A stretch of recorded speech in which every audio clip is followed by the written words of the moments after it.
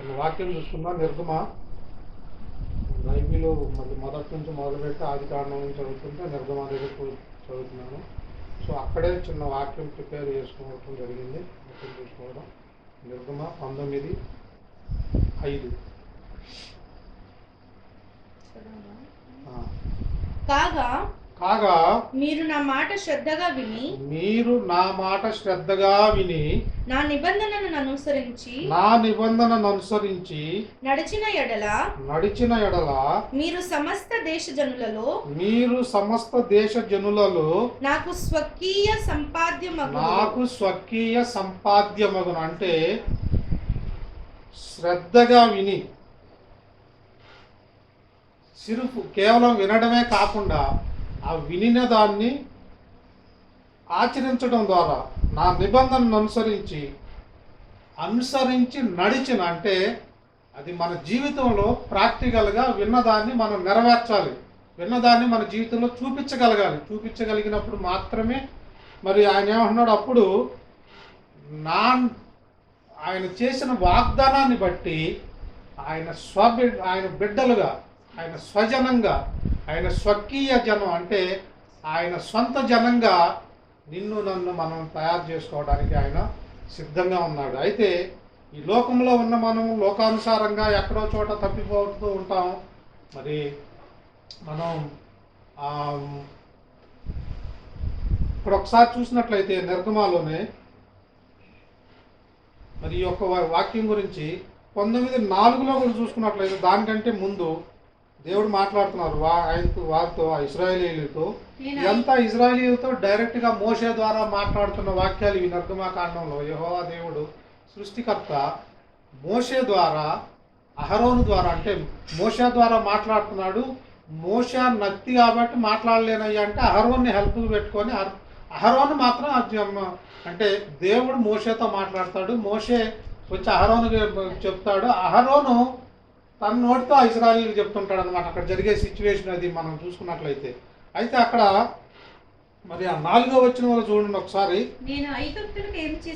నేను ఐగుప్తీయులకు ఏమి చేసితినో మిమ్మును గద్ద రెక్కల మీద మోసి నా యొద్దకు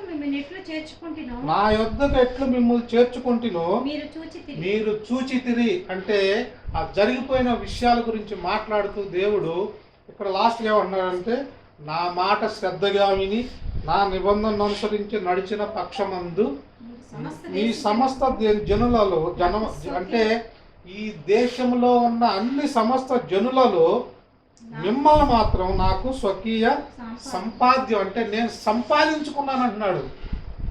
నిన్ను నన్ను కూడా దేవుడు ఆయన స్వరక్తం పెట్టి సంపాదించుకున్నాడు.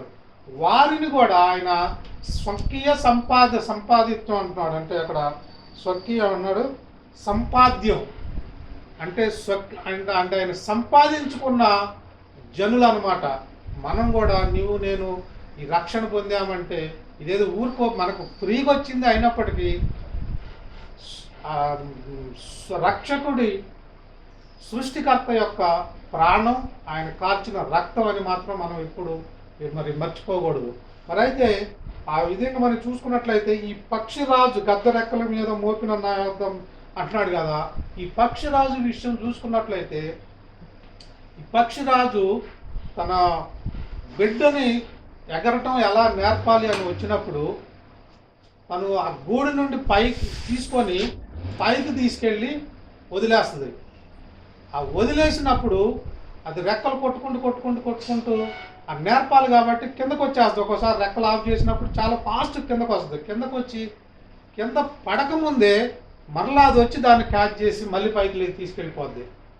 అంటే చూడండి, దేవుడు ఒక పక్షికి తను ఎలా ఎగరాలో నేర్పించడానికి ఆ పక్షి తన బిడ్డని కింద పడకుండా కాపాడుతూ నేర్పుతుంది.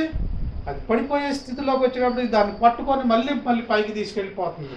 ఆఫ్టర్ పక్షికే అంతుంటే నిన్ను నన్ను రక్షించుకున్న దేవుడు, నీ గురించి నా గురించి ప్రాణం పెట్టిన దేవుడు నిన్ను నన్ను ఎంత ప్రేమిస్తున్నాడో ఒకసారి మనం లోపల మనం చేసుకుంటే మనం మెడిటేట్ చేస్తే మనకు తెలుస్తుంది దేవుని గురించి.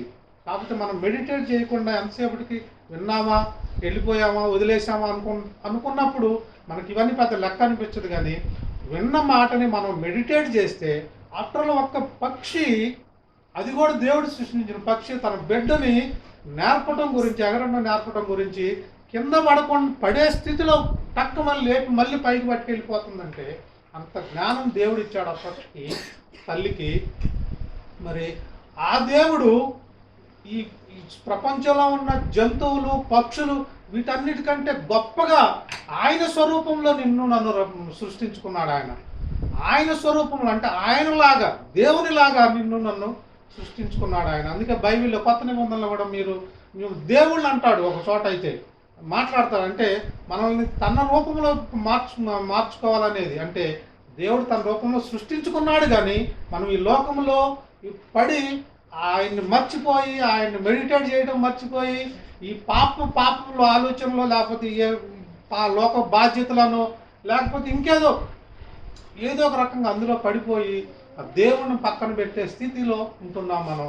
మరి అయితే అటువంటి పక్షికి అంత ప్రేమ ఉన్నప్పుడు తన బిడ్డ గురించి, నిన్ను నన్ను ఆయన రూపంలో సృష్టించుకున్న దేవునికి నీ మీద నా మీద ఎంత ప్రేమ ఉందో అదొకసారి మనం లోపల మరి మనం పరీక్షించుకొని మనం ఆ మెడిటేట్ చేసి దేవుని యొక్క గొప్ప ప్రేమను గురించి మనం మెడిటేట్ చేసినట్లయితే మనకు అది నిజంగా మనకి తెలుస్తుంది.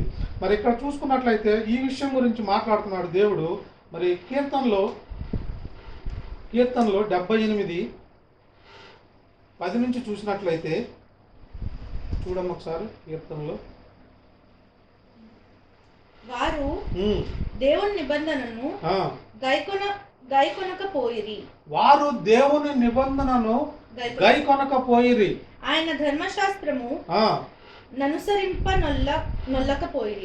అంటే ఆ ఇజ్రాయేలీలు ఆయన ధర్మశాస్త్రమును అనుసరింపలేకపోయారు, ఆయన మాటని లెక్క చేయకుండా ఉన్నారు. ఇంకా ఆయన క్రియలను ఆయన వారికి చూపిన తన ఆశ్చర్య క్రియలను అంటే ఆయన ఎన్నో ఆశ్చర్య క్రియలు చూపించాడు. ఆ ఐగుప్తు అనే బానిసత్వం నుంచి బయటకు తీసుకురావడానికి ఎన్నో అద్భుత క్రియలు చేసి చూపించాడు. అయినప్పటికీ వారికి చూపిన తన ఆశ్చర్య క్రియలను వారు మర్చిపోయి మనం కూడా ఎన్నో మన జీవితాల్లో ఎన్నో మేళ్లు పొందుకుంటాం. దేవుని ద్వారా మేళ్లు పొందుకొని కనీసం కృతజ్ఞతలు అంటే మనం థ్యాంక్స్ చెప్పలేని స్థితిలో కూడా ఎన్నోసార్లు మర్చిపోతుంటాం. ఇంకో విషయం ఏంటంటే నేను ఈ రోజున ఏమీ లేకుండా హ్యాపీగా ఆరోగ్యంగా ఉన్నామంటే అది దేవుని కృప అయి ఉన్నది. దీనికి మనం అసలు దేవునికి కృతజ్ఞతలు చెప్పుకోవాలి.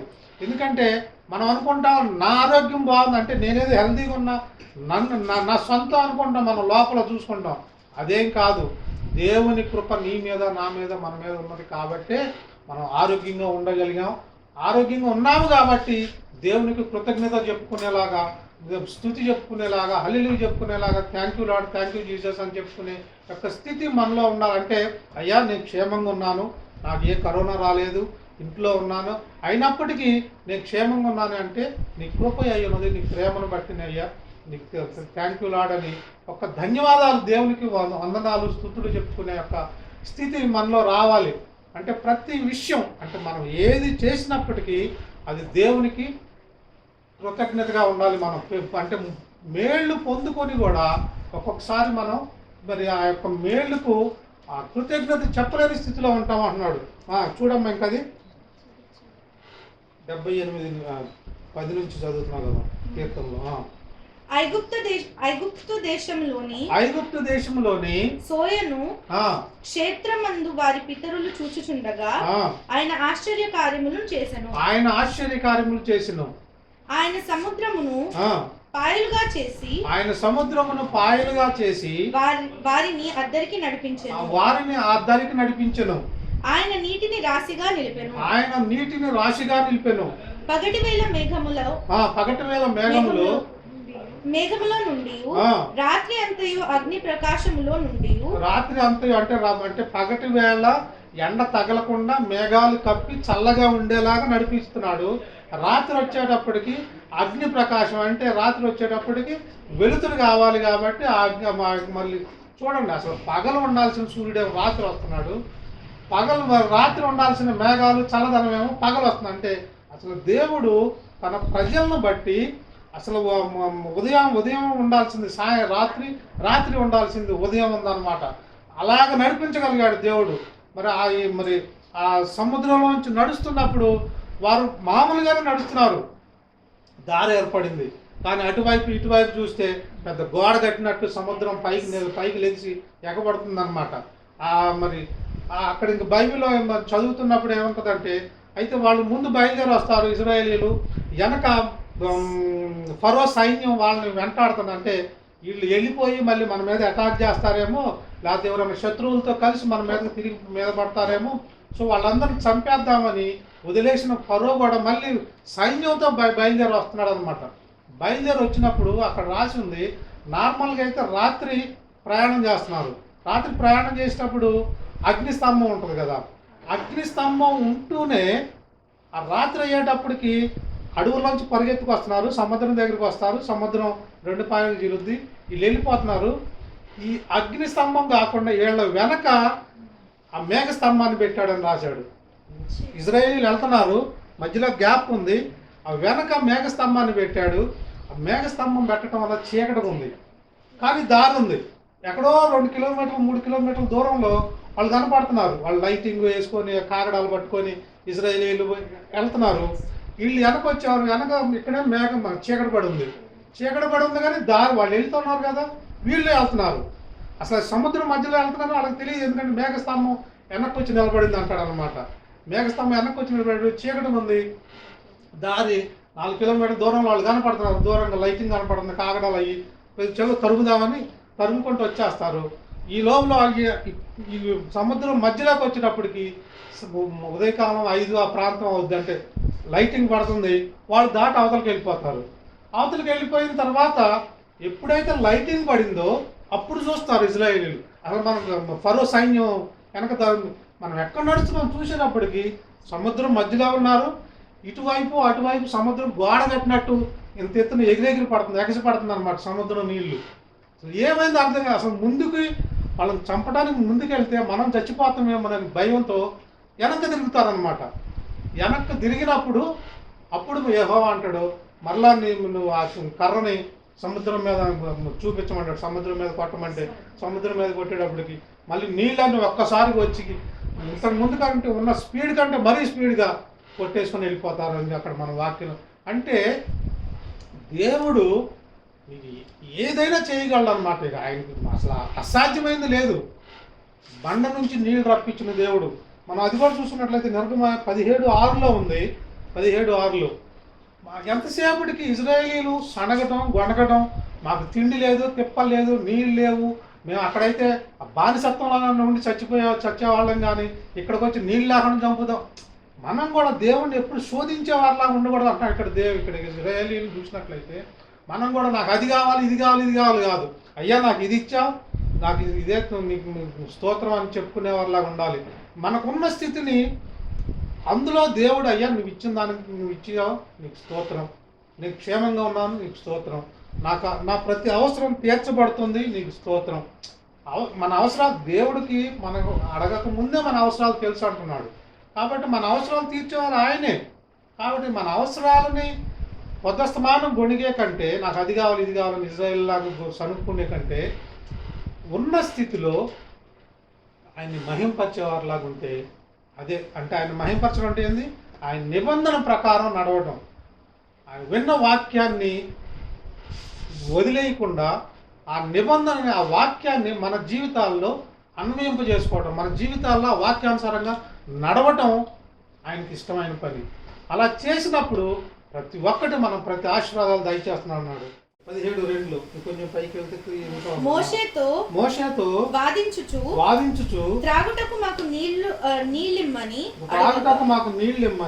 అడుగగా మోషే మీరు నాతో వాదింపనేలా యెహోవాను శోధింపనేలా అని వారితో చెప్పాను.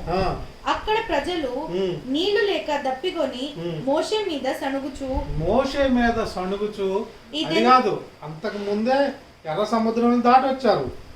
దాటి వచ్చిన తర్వాత కూడా మరి ఆ ఎర్ర సముద్రం దాటం 14లో ఉంటుంది, 14:21లో ఉంటుంది.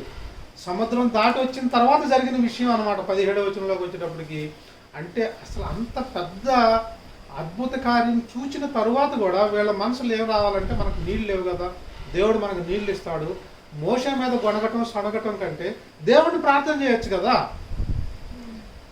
అయ్యా మమ్మల్ని ఎర్ర సముద్రం నుంచి బయటికి తీసుకొచ్చావు, నీ చిత్తం లేకుండా మేము రాలేము, మేము అంత సముద్రాన్ని దాటి యువతలకు వచ్చిన తర్వాత మమ్మల్ని తీసుకొచ్చి నీళ్ళు లేకుండా అయితే నువ్వు మమ్మల్ని చంపేయో, మా పశువులను చంపో, మా బిడ్డలను చంపేయో, నువ్వు ఇవ్వగలవు, నువ్వు శక్తిమంతుడివి, కాబట్టి దేవా మాకు మంచినీళ్ళు దయచేయండి అని దేవుడిని ప్రార్థన చేయాలి కదా.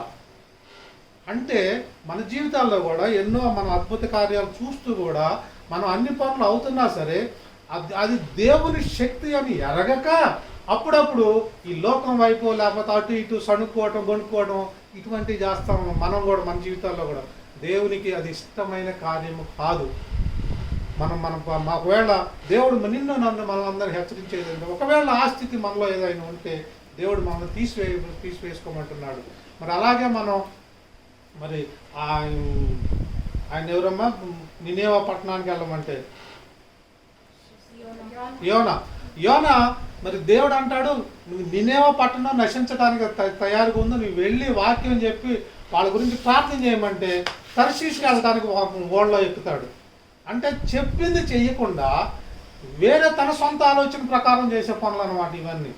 మరి ఆయన కూడా గొప్ప భక్తుడు, కానీ మరి యోనా అంత భక్తుడు అయితేనే దేవుడు డైరెక్ట్గా మాట్లాడి నినేవా పట్టణం నశించడానికి సిద్ధంగా ఉంది, అటువైపు వెళ్ళు బాబు అంటే అటు వెళ్లకుండా తర్షీషు వెళ్ళే ఓడ ఎక్కేసేసి అంటే తప్పించుకొని పోదామని. అంటే దేవుని యొక్క మాటను కూడా ఖాతరు చేయకుండా పక్కకి వెళ్ళే అంత సొంత ఆలోచనలతో చేసే పనులు అనమాట ఇవన్నీ. పోయినసారి కూడా మనం వాక్యంలో చూసుకున్నాం. మరి సొదొమ గొమొర్ర ఎప్పుడైతే నాశనం చేస్తానన్నప్పుడు దేవుడు అప్పుడు కూడా లోతుని అంటాడు, నువ్వు కొండ వైపు వెళ్ళమంటాడు. కొండ వైపు వెళ్ళమంటే పక్కన నువ్వు ఊరికి వెళ్తా, ఈ లోపల నేను చచ్చు. అరే ఇన్ని రోజులు ఆగిన దేవుడు నిన్ను కొండ దాటేదాకా దేవుడు ఆగడా, సొదొమ గొమొర్ర నాశనం చేయకుండా ఆపుతాడు గ్యారంటీగా. కానీ ఆలోచన ఏంటంటే అంత అసలు నిజంగా కొండెక్కి అవతలకి వెళ్తే అబ్రహాం ఫ్యామిలీ ఉండేది, తనకి ఎంతో సపోర్ట్గా ఉండేవాళ్ళు వాళ్ళందరూ. అలా కాకుండా వేరే ఊళ్ళోకి వెళ్తే అక్కడ ఉండలేక లాస్ట్కి కొండల్లో గుహల్లో ఉంటుంది, పాపంలో పడిపోయే కూతుళ్ళు వచ్చి అలాగే ఉంటుంది. అంటే దేవుని యొక్క మాటను ఖాతరు చేయకుండా, దేవుని యొక్క మాటను లెక్క చేయకుండా మన సొంత ఆలోచనలు చేసినప్పుడు ఇటువంటి ఏదో ఒకటి నష్టం జరుగుతుందన్నమాట. మరి కాబట్టి దేవుడు ఏమంటున్నాడంటే, అందుకే అంటున్నాడు ఇక్కడ, నేను చెప్పిన మీరు నా మాట శ్రద్ధగా విని నా నిబంధనను అనుసరించి నడిచిన పక్షమందు మీరు సమస్త దేశములో జన్ములలో నాకు స్వకీయ సంపాద్యంగా ఉంటారన్న. అంటే నా మాట విని అంటే దేవుని యొక్క వాక్యము శ్రద్ధగా విని ఆయన నిబంధన అంటే ఆయన ఏదైతే మనకి దేవుడు వాక్యంలో నువ్వు ఇది చెయ్యాలి అని చెప్పాడో అవన్నీ చేస్తూ ముందుకు సాగిపోతూ ఉంటే ఆయన నిన్ను కేవలం ఈ లోక ఆశీర్వాదాల గురించి కాదు మనం దేవుడిని నమ్ముకునేది, ఆయన జనంగా ఆయన జనులుగా ఉండడానికి అన్నమాట. అంటే ఆయన బిడ్డలుగా ఉండడానికి, ఆయన తన రక్తం కార్చి సంపాదించిన జనులుగా, ఆయన సొంత ప్రజలుగా ఉండడానికి దేవుడు నిన్ను నన్ను ఎన్నుకున్నాడు. కానీ ఏదో ఈ లోకంలో మనం దేవుడు నమ్ముకుంటే మనకు ఆ ఉద్యోగం వస్తుంది, అది అవుతుంది, అవి దేవుడు ఎలాగో ఇస్తాడు నీకు కావాల్సినవి అన్నీ. కానీ అది కూడా ఎప్పుడు ఇస్తాడు, నువ్వు నిజంగా దేవునిలో ఉన్నావా, ఆయన చిత్తానుసారంగా నడుస్తున్నావా, లేకపోతే ఆయన ప్రార్థన చేస్తున్నావా లేదా, ఆయన వాక్యం చదువుతున్నావా లేదా, మరి ఆయన వాక్యాన్ని చదివి విన్న వాక్యాన్ని నువ్వు మెడిటేట్ చేస్తున్నావా లేదా, కనీసం నువ్వు ప్రయత్నం చేస్తున్నావా. అక్కడికి ఇంతకు మనం ముందు చూసుకున్నట్లయితే ప్రయత్నం చేసే వారికి సమస్తం సాధ్యమే. మనం ప్రయత్నం చేయాలి వాక్యంలో నడవటం గురించి. అసలు మనం లెక్క లేకుండా పక్కన పెట్టేస్తే ఏముండదు, ఇంకా దేవుడు మనల్ని కూడా పక్కన పెట్టేస్తాడు. అది కాబట్టి అక్కడ మరి ఆ బండను 17:6 చూడమ్మా, 17:6లో కొనుక్కున్న తర్వాత ఇదిగో అక్కడ హోరేబులోని బండ మీద నేను నీకు ఎదురుగా నిల్చెదను. హోరేబులోని బండ మీద నీకు నిల్చెదను. నీవు ఆ బండను కొట్టగా ప్రజలు త్రాగుటకు దానిలో నుండి నీళ్లు బయలుదేరునని మోషేతో చెప్పాను. అక్కడ ఆ బండను కొట్టాడు, నీళ్ళు వచ్చినాయి, వాళ్ళందరూ తాగారు. అదైతే భౌతికంగా బండ నుంచి దేవుడు నీళ్లు రప్పించి తన స్వజనులైన ఇజ్రాయేలీయుల్ని సంతృప్తిపరిచాడు. అది భౌతికంగా, ఫిజికల్గా. కానీ ఆత్మీయంగా చూసుకున్నట్లయితే ఆ బండ క్రీస్తు అనే బండ. ఆ బండ మీద అంటే క్రీస్తు అనే బండ మీద నువ్వు నిలబడి వాక్యంలో, అంటే క్రీస్తు అనే బండ మీద అంటే ఈ క్రీస్తు అనే బండ అనే వాక్యంలో నువ్వు స్థిరంగా నిలబడి ఉన్నట్లయితే అక్కడ నీళ్ళు వచ్చినాయి, నీ హృదయంలో నుంచి జీవజల నదులు ప్రవహిస్తాయని మన వాక్యంలో చూస్తున్నాం. కాబట్టి ఆ బండ అంటే అక్కడ క్రీస్తుకి మనం సాదృశ్యంగా చూసుకోవచ్చు. ఆ బండ వాక్యం అనే క్రీస్తు మీద నువ్వు స్థిరంగా ఉన్నప్పుడు నీ హృదయంలో నుంచి జీవజల నదులు ప్రవహిస్తా. అంటే ఆ వాక్యానుసారమైన మన్నం చేస్తూ దేవునిలో నువ్వు సంతోషిస్తూ ఆత్మీయంగా ఆ జీవజల నదులు అంటే ఆ ఆత్మీయ లోతుల్లోకి నడిచి వెళ్ళిపోతుంటావు అనమాట. ఆత్మీయంగా లోపలికి వెళ్తూ ఉన్నప్పుడు ఆ జీవజల నదులు లోపల నీకు ఒక వేరైన ఒక సంతోషం మనలో ఉప్పొంగుతుంది అనమాట. దేవుణ్ణి తెలుసుకుంటూ, ఆయన కార్యాలను తెలుసుకుంటూ, ఆయన అద్భుత కార్యాలు చూస్తూ, ఇంకా ముందు ఏం చేయనై ఉన్నాడు కూడా మన వాక్యంలో రాయబడి ఉంది. మనం చదివాం కదా పోయినసారి, ఆ దేవుని రాకడ సమయంలో ఆ రక్షణ అనే మట్టను పట్టుకుంటాం. అవన్నీ మనకు తెలుసు. మరి ఆ సమయం వరకు జీవించి ఉన్నంత కాలం వరకు మనం దేవునిలో ముందుకు వెళ్ళిపోతూ సాగిపోతూ ఇంకా ఇంకా ఇంకా జీవజల నదులు మనలో ఉప్పొంగుతున్నప్పుడు ఒక విధమైన సంతోషం అన్నమాట, ఆనందం అన్నమాట.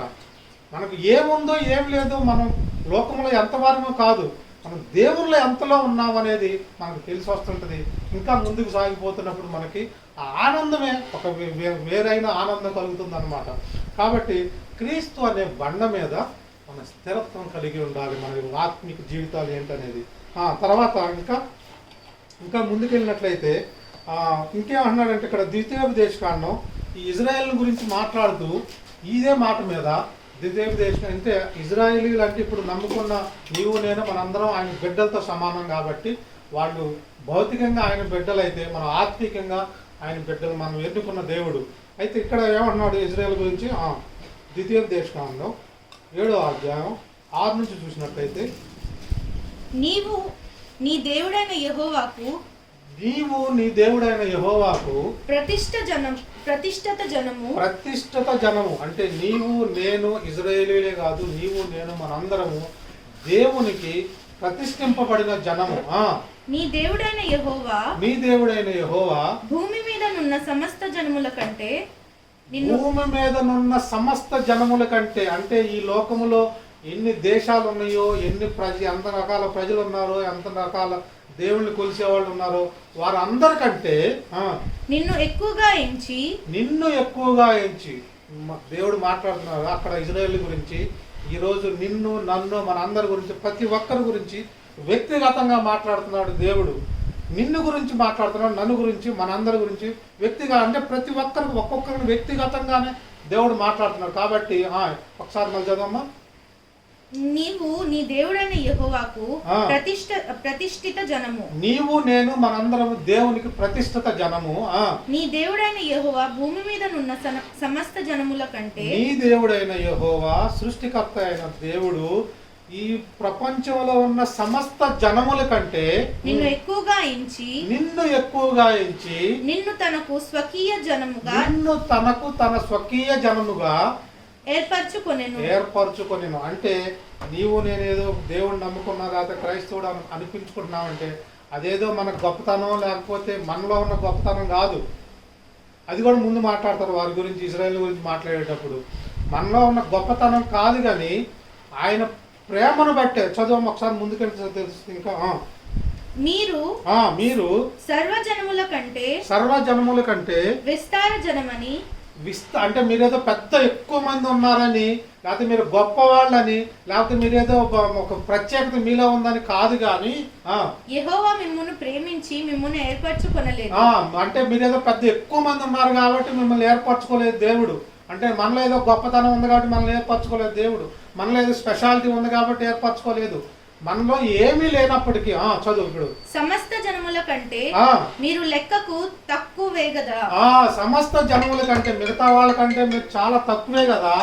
మీ దేశం చాలా చిన్నది, చాలా తక్కువ మంది, అంతేకాదు మనలో అంటే ఏదో గొప్పతనం ఉందని కాదు, లేకపోతే మనలో ప్రత్యేకత ఉందని కాదు, ఏమి లేనప్పటికీ దేవుడు నిన్ను నన్ను ఎన్నుకున్నాడని మాట్లాడుతున్నాడు. అయితే యెహోవా మిమ్మల్ని ప్రేమించువాడు గనుకను తాను మీ తండ్రులకు చేసిన ప్రమాణమును నెరవేర్చువాడు అంటే దేవుడు వాగ్దానం చేసి ఉన్నాడు కాబట్టి, ఆ వాగ్దానము నెరవేర్చు దేవుడు కాబట్టి యెహోవా బహుబలము చేత మిమ్మును రప్పించి దాసుల గృహములో నుండి ఐగుప్తు రాజైన ఫరో చేతిలో నుండి అంటే దాసత్వము నుండి బయటికి తీసిన దేవుడు అని మాట్లాడుతున్నాడు. అయితే వారైతే ఐగుప్తు దేశంలో బానిసత్వంలో ఉన్నవారు, నీవు నేనైతే మనందరము పాపం అనే బానిసత్వంలో ఉన్న మనము, శాపం అనే బానిసత్వంలో ఉన్న మనము, లోకం అనే బానిసత్వంలో ఉన్న మనము అందరినీ దేవుడు మనలో ఏ గొప్ప లేనప్పటికీ, ఏ ప్రత్యేకత లేనప్పటికీ, అంటే మనం ఏదో పెద్ద గొప్ప ఏది కానప్పటికీ నిన్ను నన్ను దేవుడు ఎన్నుకొని ఆ పాపం అనే బానిసత్వం నుండి బయటికి తీసుకొచ్చి రక్షణ ఇచ్చి ఉన్నాడు. ఎవరైతే క్రీస్తుని తన స్వరక్షకుడిగా అంగీకరించి తన పాపములను ఒప్పుకొని మారు మనసు పొందుతారో వారు దేవుని యొక్క రాజ్యానికి అర్హులవుతారని వాక్యం మాట్లాడుతుంది. కాబట్టి ఒకవేళ ఇంకా మారు మనసు పొందకపోతే, దేవుని స్వరక్షకుడిగా అంగీకరించకపోతే, దేవుడు మాట్లాడుతున్నాడు, ఇదే మంచి సమయం, ఇదే సుదినం అంటున్నాడు. ఈ రోజే మంచి దినం. ఒకవేళ ఏమో రేపు మన జీవితాల్లో ఉండదేమో రేపు అనే మాట. కాబట్టి ఈ రోజే దేవుణ్ణి మన స్వరక్షకుడిగా అంగీకరించమని దేవుడు నిన్ను నన్ను మనల్ని కోరుకుంటున్నాడు. ఒకవేళ అంగీకరించి అటు ఇటు కాని స్థితిలో స్థిరత్వం లేకుండా ఉంటే స్థిరపడమంటున్నాడు. ఆత్మీయంగా ఆ క్రీస్తు అనే బండ మీద, వాక్యం అనే బండ మీద నిలబడి మరి ఆ యొక్క జీవజల నదులు మనలో ఊరేలాగా ముందుకు సాగిపోతూ ఆ యొక్క జీవజల నదులతో మనం ఆనందించే వారిగా ఉండాలని దేవుడు నిన్ను నన్ను కోరుకుంటున్నాడు. ఇంకా ఒకసారి వాక్యం చూసినట్లయితే తీతు 2:14 ఉంటుంది. ఆయన సమస్తమైన దుర్నీతి నుండి మనలను అంటే మన పాపములు, సమస్తమైన దుర్నీతి అంటే మనం ఏ రకమైన మన చూపుల ద్వారా, చేతల ద్వారా, ఆలోచన ద్వారా ఏ పాపము చేసినప్పటికీ, ఏ దుర్నీతి చేసినప్పటికీ, ఏ చెడ్డ పని చేసినప్పటికీ, ఆ ప్రతి చెడ్డ పని నుంచి, ప్రతి దుర్నీతి నుంచి సత్క్రియల యందు ఆసక్తి గల ప్రజలను పైనుంచి ఆయన సమస్తమైన దుర్నీతి నుండి మనల్ని విమోచించటం అంటే ఆ యొక్క మన మీద ఉన్న ప్రతి పాపం అనే భారాన్ని, లేకపోతే ప్రతి పాపం అనే అప్పుని విమోచించటం అంటే విముక్తి చేయడం అని. అంటే మన మీద ఏదో మనం ఎక్కడో ఇరుక్కొని ఉన్నాం, ఆ పాపం అనే భారంలో ఇరుక్కొని ఉన్నాం, అందులో నుంచి నిన్ను నన్ను విమోచించి విముక్తి చేసి సత్క్రియలు అంటే దేవునిలో ఉండాలి, వాక్యంలో ఉండాలి, స్థిరపడాలి, ముందుకు సాగిపోవాలనే ఆసక్తి కూడా దేవుడే కలిగిస్తాడు నీకు నాకు కూడా. ప్రజలను తన కోసరము పవిత్రపరచుకొని తన సొత్తుగా చేసుకొనుటకు ఆసక్తి కలిగి, అక్కడ ఉంది కదా అక్కడ వాడు సత్క్రియలందు ఆసక్తి అంటే నీకు ఆసక్తి అంటే ఆశ కలిగి ఉండాలి నీలో. ఏమని?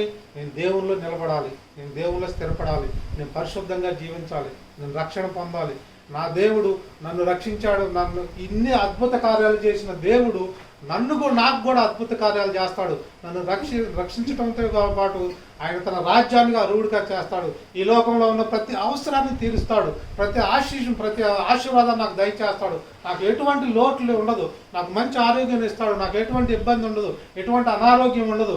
ఎందుకంటే ఆయన అన్ని వాగ్దానాలు చేస్తున్నాడు. నేను పొందిన దెబ్బల ద్వారా మీకు స్వస్థత అంటున్నాడు. మరి ఆయన కార్చిన రక్తం ద్వారా మనకు రక్షణ అంటున్నాడు.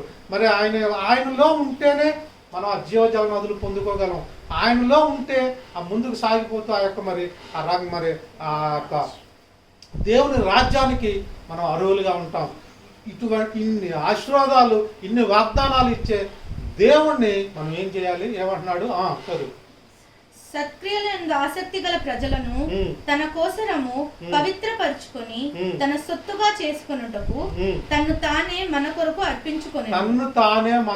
అర్పించుకొని అంటే మనం ఆసక్తి కలిగి ఆ దుర్నీతి నుండి బయటికి వచ్చి ఆయనలో సమస్తంలో ముందుకు సాగిపోవాలనుకున్నప్పుడు ఏమన్నాడు? తన్ను తానే మన కొరకు అర్పించుకొని దేవుడు ఆ శిలువ మీద నీ గురించి, నా గురించి, మన పాపములందరి గురించి ఆయన తను తాను అర్పించుకొని, అంటే మనలో ఇందాక అదే మళ్ళీ రిపీట్ చేయాల్సి వస్తుంది. అంటే మనలో ఏదో గొప్పతనం ఉందని కాదు, వాళ్ళు ఏదో పెద్ద జనమని కాదు, లేకపోతే నువ్వు నేను ఏదో పెద్ద గొప్ప వాళ్ళని, మనలో ఏదో ప్రత్యేక ఏమీ లేదు. కేవలం ఆయన ప్రేమను బట్టి, ఆయన కృపను బట్టి నిన్ను నన్ను ఎన్నుకున్నాడు. నీకు నాకు రక్షణ ఇవ్వచ్చాడు. ఒకవేళ రక్షణ ఇంకా లేకపోతే ఇవ్వడానికి సిద్ధంగా ఉన్నాడు. ఈ రోజే మంచి దినం, ఈ రోజే రక్షణ పొందమంటున్నాడు. మరి ఆ రక్షణ ఉన్నవారైతే అందులో స్థిరపడి ముందుకు సాగిపోమంటున్నారు. ఇవన్నీ ఏంటి? కేవలం ఆయన ప్రేమను బట్టి, కృపను బట్టి, ఆ యొక్క పాపం అనే దుర్నీతి నుంచి నిన్ను బయటికి తీసుకొచ్చి మరి మంచి పనుల యందు ఆసక్తి కలిగి, పవిత్ర జీవితం యందు ఆసక్తి కలిగి ముందుకు సాగిపోవాలని దేవుడు నిన్ను నన్ను కోరుకున్నాడు. ఇంకొక చిన్న వాక్యం 1 పేతురు 2వ అధ్యాయం 9 నుండి చూసినట్లయితే ఇంకొంచెం క్లియర్గా రాయబడింది దీని గురించి. అయితే మీరు చీకటి అంటే పాపములో నుండి, పాప జీవితంలో నుండి, ఈ లోకతరమైన జీవితంలో నుండి ఆశ్చర్యకరమైన తన వెలుగులోనికి అంటే పవిత్ర జీవితంలోనికి, దేవుని యొక్క మరి ఆ యొక్క పవిత్ర వెలుగులోనికి మిమ్మును పిలిచిన వాని గుణాతిశయములను, అంటే నిన్ను నన్ను ఆ పాపములో నుంచి వెలుగులోనికి అంటే పవిత్ర జీవితంలోనికి పిలిచిన ఆ దేవుని యొక్క గుణ అతిశయాలు, ఆయన గుణాలను బట్టి, గుణాతిశయములను బట్టి, ప్రచురము చేయు నిమిత్తము, అంటే ఎవరైతే నిన్ను నన్ను ఆ పాపపు జీవితం నుంచి బయటికి తీసుకొచ్చి పవిత్ర జీవితంలో తీసుకొచ్చాడో ఆ దేవుని యొక్క గుణాతిశయములను, ఆయన లక్షణాలను ప్రచురము చేయు నిమిత్తము ఏర్పరచబడిన వంశమును అంటే నీవు నేను మనందరం ఈ లోకంలో ఎవరైతే రక్షణ పొందుకొని ఉన్నారో, ఈ ప్రపంచంలో అంటే వారు ఏ దేశంలో అయ్యి ఉండొచ్చు, ఏ భాష అయ్యి ఉండొచ్చు, ఆ గుంపు లెక్కింపు లేని గుంపులో ఎంతమంది అయితే ఉంటారో దేవుని యొక్క సన్నిధిలో ఆయన రాకడ సమయంలో ఆ గుంపు గురించి మాట్లాడుతున్నాడు ఇక్కడ. రాజులైన యాజక సమూహమును పరిశుద్ధ జనమును దేవుని సొత్తైన ప్రజలునై, దేవుని సొత్తు అంటే ఎంతమంది అయితే పరిశుద్ధంగా జీవిస్తూ రక్షణ పొంది ముందుకు సాగిపోతున్నారో వీరందరూ దేవుని యొక్క సొత్తు. మనం ఫస్ట్ వాక్యం చదువుకున్నప్పుడు కూడా దేవుని యొక్క సంపాద్యం అని చదివాం. అక్కడ ఆయన స్వకీయ సంపాద్యం అని రాయబడి ఉంది నిర్గమానం చూసినట్లయితే. అంటే ఆయన సొత్తు అంటే ఇక్కడ కూడా ఏంది, ఆయన మనల్ని కొనుక్కున్నాడు అనమాట. నిన్ను నన్ను తన రక్తం ఇచ్చి, తన రక్తం కార్చి, ఆయన ప్రాణము పెట్టి నిన్ను నన్ను ఆయన కొనుక్కున్నాడు. కొనుక్కోవడం ద్వారా ఆయన నువ్వు ఆ యొక్క పాపము నుండి విముక్తి పొందగలిగావు. ఆ చీకటి జీవితంలో నుంచి వెలుగులోకి రప్పింపబడ్డావు. అంతేకాదు ఆయన యొక్క గుణాతిశయాలను మనం ప్రచురపరచాలంటే ఆయన గురించి మనం సాక్ష్యం చెప్పేవారిలాగా ఉండాలి, వాక్యం చెప్పేవారిలాగా ఉండాలి. ఆయన గురించి మనం మరి ఏమి తెలియని వాళ్ళ దగ్గర అయ్యా దేవుడు నన్ను క్షేమంగా ఉంచాడు, ఆయన బట్టి నేను క్షేమంగా ఉన్నాను కూడా చెప్పాలి. అది కూడా సాక్ష్యమే. నాకు ఏమి లేని స్థితిలో నన్ను దేవుడు సమస్తం ఇచ్చాడు, అదే సాక్ష్యం. ఈ ఏది మనం మాట్లాడినా దేవుని యొక్క పేరుకి ఆ మహిమ తెచ్చేవారిలాగా ఉన్నారు, దేవునికి మహిమ తెచ్చేవారిలాగా మన మాటలు ఉండాలి. అదే సాక్ష్యం అన్నమాట. కాబట్టి దేవుడు నిన్ను నన్ను ఏం కోరుకుంటున్నాడంటే, లాస్ట్కి మరి చూసినట్లయితే మలాకీలో కూడా ఉంటుంది. లాస్ట్ వచనం చదువుకుంది ఇంకా మలాకీ 3:16. ఈ మలాకీ లాస్ట్ బుక్ కదా, పాత నిబంధన, ఓల్డ్ టెస్టమెంట్. అప్పుడు యెహోవాయందు భయభక్తులు కలవారు ఒకరితో ఒకరు యెహోవా యందు భయభక్తులు కలవారు అంటే రక్షణ పొందిన వారు, పరిశుద్ధంగా జీవించేవారు, చీకటిలో నుంచి వెలుగులోకి పిలువబడిన వారు. అంటే నిన్ను నన్ను మనందరి గురించి ఈ ప్రపంచం మొత్తంలో ఎంతమంది అయితే రక్షణ పొంది పవిత్రంగా జీవిస్తూ మాట్లాడుకుంటున్నారో యెహోవా చెవియొగ్గి ఆలకించును. అంటే నీ మాట నా మాట మన అందరి మాటలు ఆయన చెవియొగ్గి, సృష్టికర్త చెవియొగ్గి ఆలోచిస్తున్నాడు స్వర్గంలో నుండి. మరియు యెహోవా యందు భయభక్తులు కలిగి ఆయన నామమును స్మరించుచు ఉండు వారికి, అలా ఉండేవారికి జ్ఞాపకార్థముగా ఆయన సముఖమందు ఒక గ్రంథము రాయబడెను, అదే జీవ గ్రంథము. ఆ జీవ గ్రంథములో నీ పేరు నా పేరు ఉన్నదో లేదో మనం పరీక్షించుకోవాలి. పరీక్షించుకుంటూ ఒకవేళ ఆయన నిబంధన ప్రకారం నడుచుకోలేకుండా ఉన్నామేమో దేవుడిని ప్రార్థన చేద్దాం. ఎందుకంటే నీవు నేను పవిత్ర జనులు కాబట్టి మనం మాట్లాడే మాటలు కూడా ఆయన ఆలకిస్తున్నాడు అనమాట. అంటే మనం ఏదో కిక్కి కానీ మాట్లాడుకుంటాం. మేము మాట్లాడుతాం ఒక్కోసారి ఆఫీసు, కానీ ఏది మాట్లాడినా మనం చాలా జాగ్రత్తగా ఉండాలి. ఎందుకంటే దేవుడు సృష్టికర్త మన మాటలను ఆలకిస్తున్నాడు అనేది మనం గుర్తుపెట్టుకోవాలి. ఇప్పుడు ఆయన మన మాటలను ఆలకిస్తున్నాడు. మన జీవితం ఎటువంటి స్థితిలో ఉంది, ఎలా నడుస్తున్నామో ఆయనకి తెలుసు. మా నిజమైన మారు మనసు ఉందా లేదా ఆయనకి తెలుసు. ఒకవేళ లేకపోతే నిజమైన మారు మనసు పొందాలి. ఆ మారు మనసు తగిన ఫలములు మనలో ఫలించాలి. మరి దేవునిలో ఉంటూ మనం ఒకవేళ సాక్ష్యం చెప్పగలుగుతున్నామా లేదా దేవుడు అడుగుతున్నాడు. మరి అంతేకాకుండా మరి లాస్ట్కి అదే ఫస్ట్ చదువుకున్న వాక్యం చూసినట్టయితే, కాగా మీరు నా మాట శ్రద్ధగా విని నా నిబంధన అనుసరించి నడిచిన పక్షమందు మీరు సమస్త జనములలో నాకు స్వకీయ సంపాద్యమగుదురు. కాబట్టి మనం ఏం చేయాలంటే మనం విన్న వాక్యాన్ని, ఎందుకంటే దేవుడు మన స్థితిగతులన్నీ చూస్తున్నాడు, మన మాటలు వింటున్నాడు. ఆయన సృష్టికర్త, ఆయన చీకట్లో నుండి మనల్ని వెలుగులోకి తీసుకొచ్చిన దేవుడు, మన పాపములో నుంచి విముక్తి చేసిన దేవుడు, నిన్ను నన్ను పరిశుద్ధునిగా చేసిన దేవుడు, ఆయన రక్తముతో పెట్టి నిన్ను నన్ను ఆయన కొనుక్కున్న దేవుడు. అటువంటి దేవుడు ఏం మాట్లాడుతున్నాడంటే, మీరు నా మాట శ్రద్ధగా విని నా నిబంధన ప్రకారం నడుచుకున్న ఎడల, అంటే ఆయన చిత్తానుసారంగా మనం నడుచుకున్నట్లయితే ఆయన జనముగా ఉంటాము. ఆ జీవ గ్రంథంలో మన పేర్లు రాయబడతాయి. అంతేకాదు దేవుని మనం చనిపోయినప్పటికీ ఈ లోకంలో లేపబడతాము. దేవుని యొక్క ఆ రాజ్యానికి అర్హులుగా ఉంటాము. దేవుడు ఈ చిన్న వాక్యాన్ని దీవించునుగాక. మనందరం ఆయన రాజ్యంలో అర్హులుగా ఉండాలని ఆయన కోరుకుంటున్నాడు. God bless you all.